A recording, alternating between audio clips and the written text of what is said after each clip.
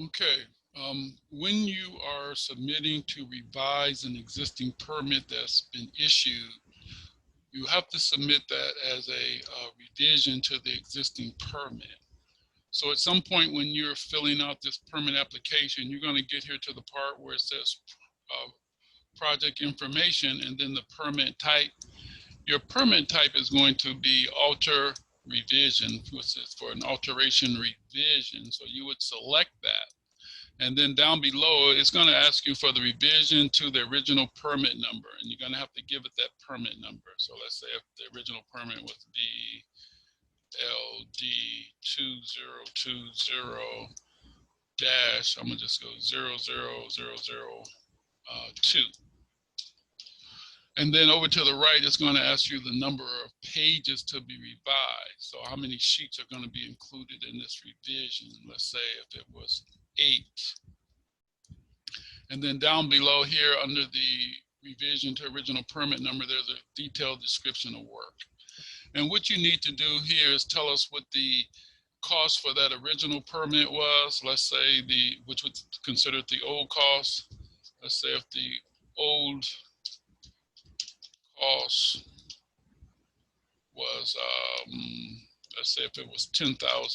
So you would just put in $10,000. Now, when you're revising a permit, sometimes you'll change the cost because your revision could be to modify the scope of work and or cost. So let's say this new cost was going to be $20,000. So the only spot for you to be able to tell us that is to put that information pretty much here in the detailed description of work area. Then after that, you can just tell us the description of the work what you're doing. Let's say just maybe you're going to say modify the scope of work, and in this particular case,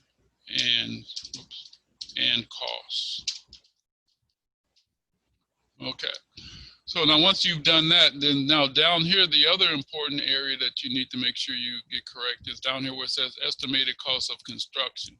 Now, since this is a revision and there is an increase of cost, you don't want to put the $20,000 there.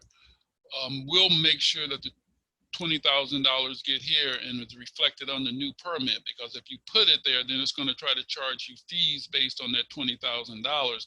But you've already paid fees on $10,000. So here, just to keep you from getting overcharged, you only want to put in, when it's a revision to an existing permit, you only want to put in $1 for that cost.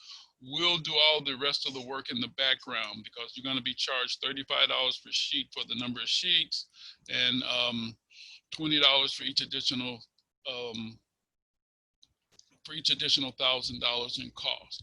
So by putting $1 in here, you'll pay $150 because that's just the cost of a permit, period. So that way you'll go ahead and you'll pay, but then later on in the back, we'll put in the fees for the sheets that needs to be reviewed and the cost for the additional dollar amount increase. So there's the 3 things that you need to make sure that you get right when you're submitting for a revision to an existing permit is that you select the permit type as alter revise, put in the number of sheets. In the detailed description of work, tell us what the old cost is, but we'll verify that from the previous permit also, and what the new cost is. If the cost is the same, then you just put old cost 10,000, new cost 10,000. And then you would change this down here to say something like modify scope of work, no cost. And then definitely down here, if it's a revision, make sure that you only put $1 because we don't want to overcharge you and charge you fees that you should not be charged. Thank you.